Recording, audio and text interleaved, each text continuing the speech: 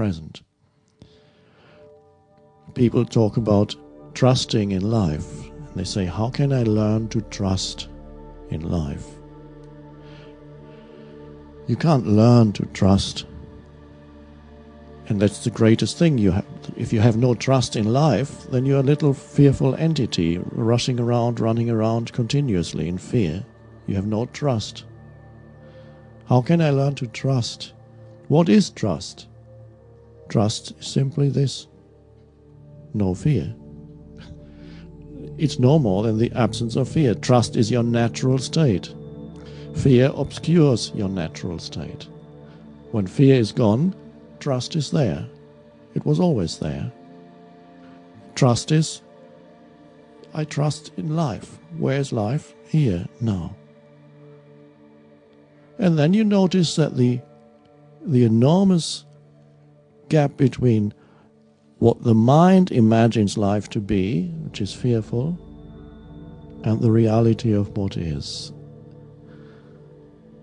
Reality, compared to what the mind creates as my mind-made reality, reality is very benevolent.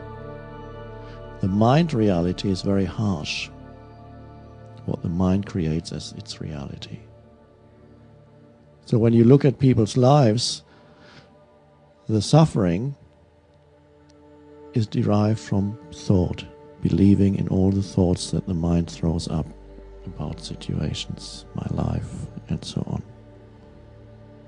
Without that, there would only ever be the benevolence of life at this moment.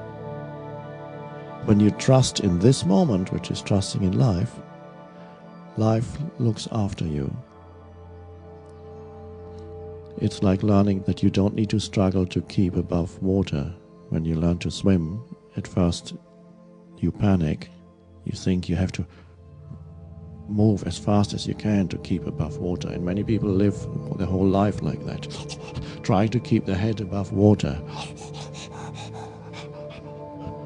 They never learn. All you have to just breathe, and the water actually carries you. You hardly need to move at all. You just go.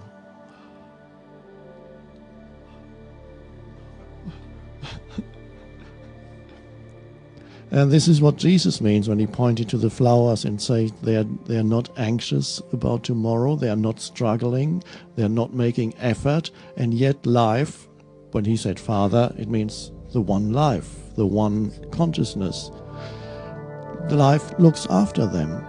If they can live like that, surely you can live in the same way, where you feel you are not struggling to survive or to make a living, but realize and are open to being lived by life, to be an expression of the one life, not a little entity trying to make it.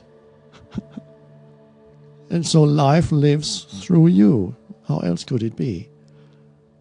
And then, without the separation between me and life, fear comes to an end. When that separation comes to an end between me and life. I am life. There isn't me and life. So work with the fear that's still there. Always bring acceptance to it. Don't make it into a problem. Don't try to figure out how to get rid of it. Be present with it. It's just like as if a dark cloud came into the room, or a thunder cloud, or whatever, and you just watch it.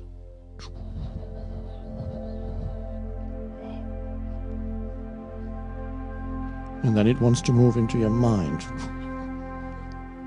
You watch it, no? Keep it where it is. It's here. And then it tries again. And the mind says, I don't understand this. Why am I so fearful? Never mind, just watch it.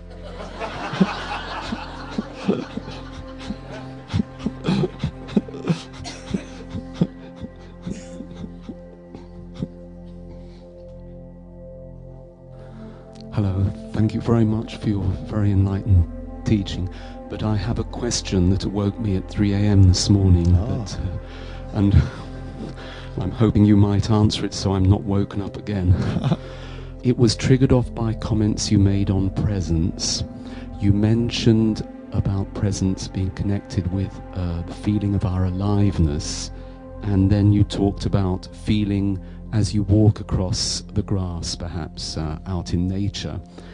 And I wondered whether you think it has anything to do with a sense called the kinesthetic sense, which apparently means motion, feeling, the feeling of motion, and how deeply presence is connected with the kinesthetic sense. And you also mentioned listening to silence, and I wondered, apparently there's a vestibular sense or proprioceptive sense in between the ears that senses movement against the eardrum, and I was wondering whether you think that the kinesthetic sense, the proprioceptive sense, is deeply rooted in our ability to sense our own presence, to tune into presence. Thank you. And then what happened that night at 3 o'clock? Did you leave that thought and re-entered presence? I re-entered presence, and then I felt that what I was feeling my own presence, but I then felt that what I was feeling was movement, and then my mind took over and said, well, presence is feeling motion. Okay. And then my presence was disturbed by the thought that it's feeling motion. This is a good example. Before I look at the details of the question, I don't know if I can give an answer, but we'll see. The mind tries to understand what presence is, because that's what the mind does. The mind tries to figure things out, to work it out, to get a hold of it, to grasp it somehow, so that I can understand what presence really is. And unfortunately, it can't ever. It can only understand perhaps certain things about it. When the mind talks about presence through thought, you can talk about it. The most the mind can do is point to it by saying this or that sends you in the right direction. But it cannot understand what presence is, because presence is the essence, for example, of Zen Buddhism. And this is why people study Zen for 20 or 30 years and still don't know what it is.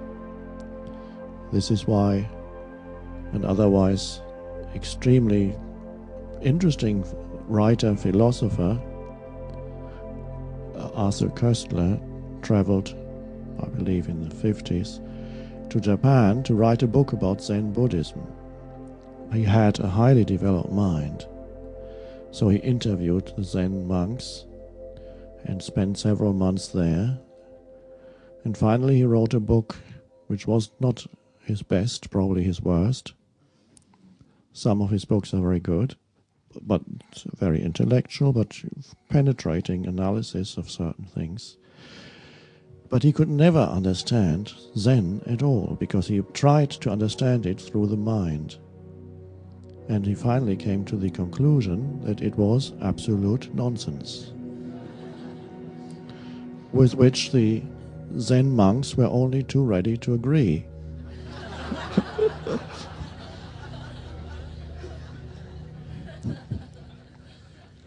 So that, yes, you're right, it's absolute nonsense.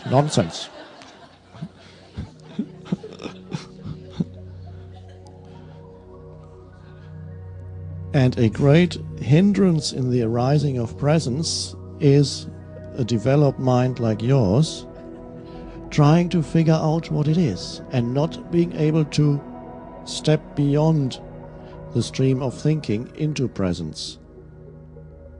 Because presence is the cessation of thought without loss of consciousness. Now you have a definition.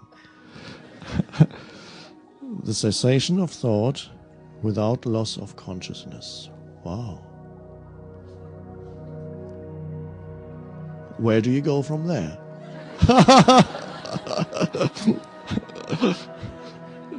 More thought? So that takes you to the edge.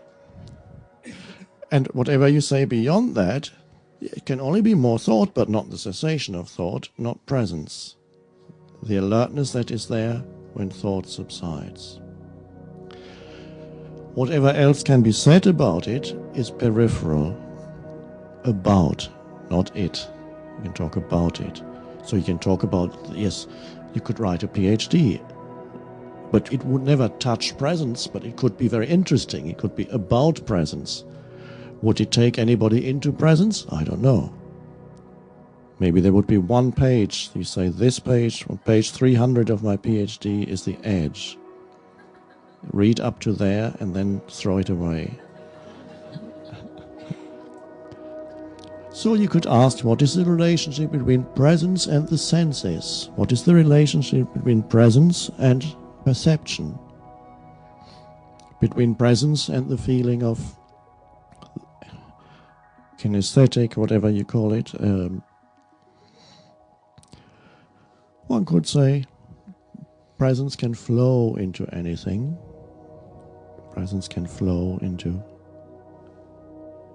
the auditory sense. So let's see what that is like on a practical level. You're listening. You're listening so intensely that no thought arises, because any thought would diminish your ability to listen. You're listening. Let's use a parable that I believe Jesus used. Somebody is going to arrive. You don't know when he's going to come. The master is going to come home. The servant is waiting. He has to be alert so that he can hear the master when he comes. He may be very quiet. So he remains awake, listening. Already, presence is there. Then a noise arises. A slight noise. The door opens.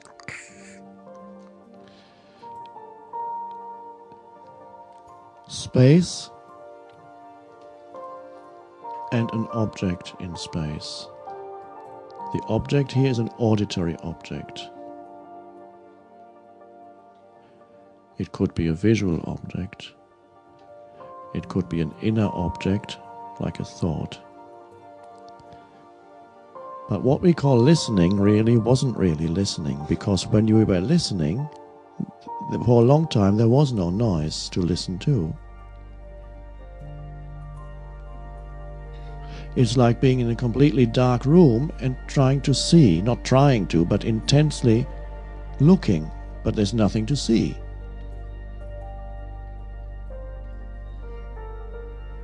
Or looking at the sky that's totally blue, the vast expanse of sky, and it has no object in it. Perhaps the sun is just behind you on the horizon, but the entire sky is so clear and you're looking up into the sky and there's nothing there to see for you. So there's no object that arises in the field of consciousness. Or you're listening and there's no noise. No auditory object arises in the space. The space that is presence, the vast space that is presence, the vast stillness that is presence. Or it could be that you are listening, a sound arises and subsides. So anything that arises in presence is an object in consciousness, whereas presence is consciousness itself. Doesn't matter what feeling or whatever it is, bodily feeling, whatever arises.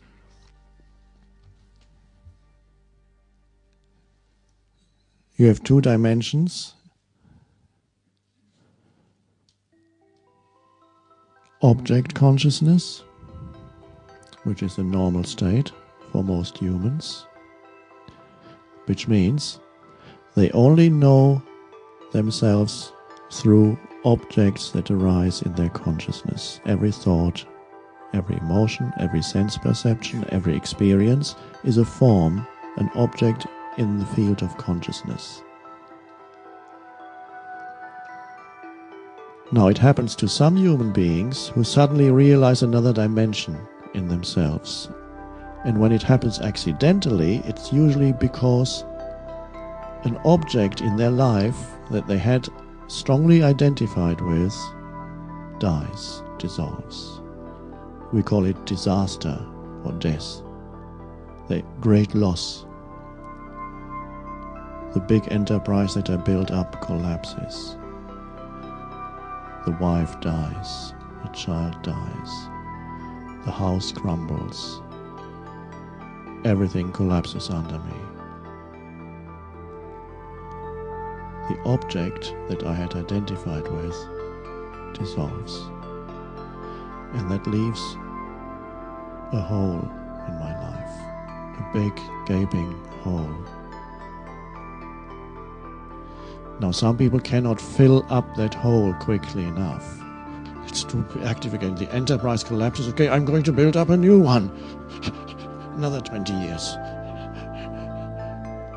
Or you allow that to be because you say, okay, it drives you into surrender. The fabric of your existence has a hole in it, an empty space. And often it happens to people through a great loss or death in their lives. Suddenly, an inner shift happens. And there's suddenly enormous peace, serenity, aliveness. And they don't know what happened to them. It's because the space, what we could call space consciousness, which has no form, which is consciousness itself, came through that hole of death and destruction. Death and destruction, which look dreadful from the point of view of the human mind, the ego, are also ultimately benevolent, because through death and destruction, a hole appears in your existence, which consisted of objects, my life. This is my life. And suddenly my life goes to pieces. There may be some of you who experience that. Suddenly things all collapsed around you. And so through that there's an opening. And through that comes what Buddhists call the deathless, which is the realization of the formless dimension of life, which is consciousness itself, the space that you are, the consciousness that you are. So to some it comes through disaster and death, and to others it comes through realization, through the help of a spiritual teaching, and to many it comes a combination of great loss in your own life plus a spiritual teaching, and the two come together. And this is why many of you are here.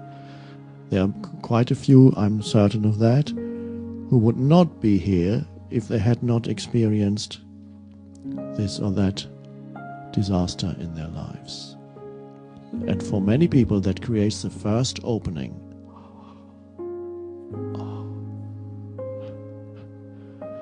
So we have the dimensions of consciousness, object consciousness, thoughts, one thing after another, experiences, things that are all important. Every object is so important. And then, what is it that makes that whole thing possible? Space, the underlying, formless, pure consciousness that you are. Stillness, presence. It becomes presence when you know it, when it recognizes itself. But you can't, not through thought, what I've just said only points. What I've just said isn't presence, although the presence underlies it. Can you explain to us, are there any differences between male and female spirituality? Ways of accessing the now that are easier for men and which are easier for females? Thank you.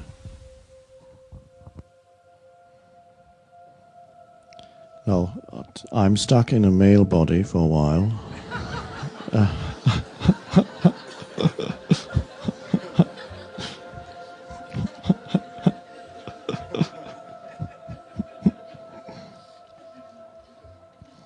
But I already, from what I have observed, and what I also mentioned briefly in the Power of Now, one difference is that, first of all, it's both men and women have very active minds. Both men and women have pain bodies. Generally speaking, the major obstacle, and it's not ultimately an obstacle, because once you work with an obstacle, it becomes a help. The major obstacle, let's use that word for a moment, for men is the mind, identification with head, mental. The major obstacle for women, and again there are many exceptions, is the pain body. They are related. It's not to say that in some cases it's reversed. Also, it happens. So, to be identified excessively with thought, women have that too, but men have it even more. An active pain body, men have that too very much, and women even more. Women have also the collective female pain body, because for thousands of years women have been put in a position of almost slavery. Not before then, but the shift from a female-oriented society to male-oriented society happened several thousand years ago.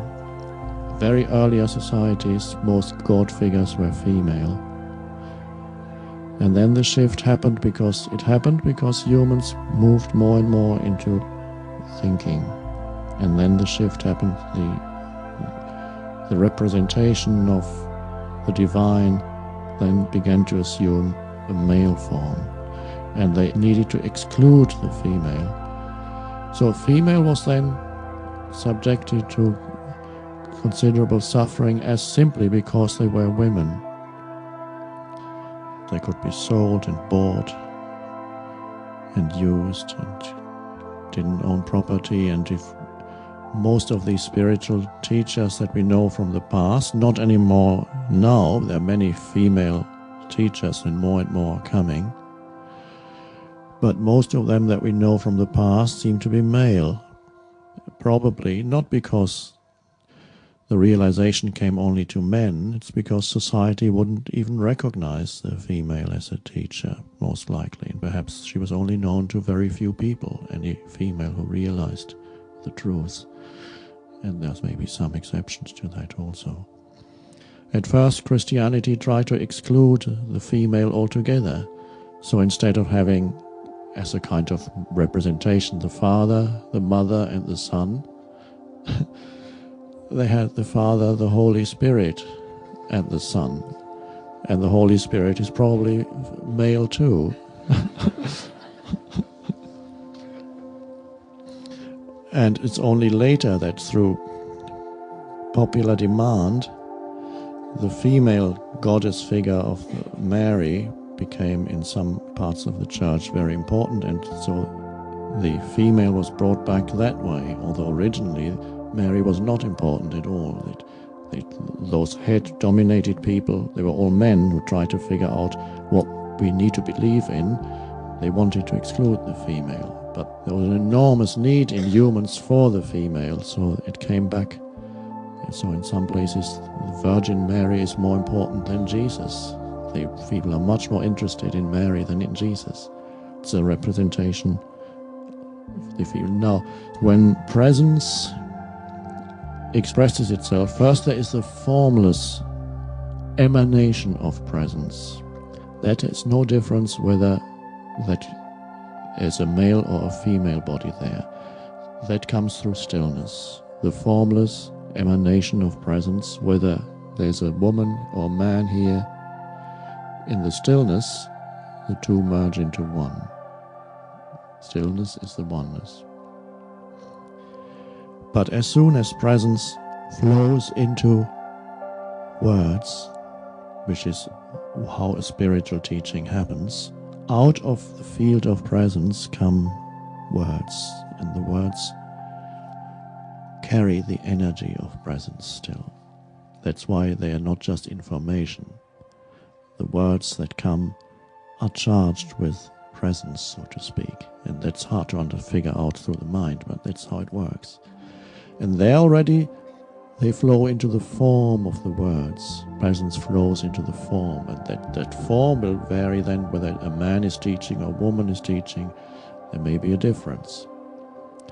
Now, many humans who are rooted in presence, you can hardly say whether they are male or female. Of course, biologically they remain either male or female, but their energy field is quite balanced in many. So the pure femaleness, the pure maleness often disappears, and there's a balance between male and female in many spiritual teachers. And in some, when they get older, you can't even say, is that a man or a woman? Can't tell anymore. The main thing is to see a woman needs to be very conscious of the pain body, because there's the accumulation of female pain through suffering. Every woman's pain body has a share in the collective female pain. And that's why it comes when the nature of your form as female is most pronounced during the time of menstruation, which could be a joyful time, but for many women it is not yet. It is when the female pain body becomes activated often. And that is something to work with for a woman, to become particularly alert, as it is about